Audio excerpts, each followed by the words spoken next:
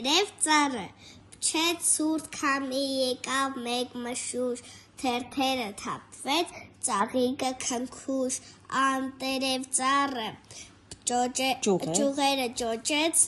աշնան քամու հետ, կանգնեց ու վիճեց, հեր տերևները մեկ-մեկ պոկեցիր, ու աչքիս առաջ գետնին ածեցիր: Եղևնին, գունատ աշունը, էլ չկա թռչուն, քամու թևերին տերևը է թռչում, միայն եղևնին այնտեղ խոր հովտում, կանաչ է հագել, աշնան դեմ ժպտում: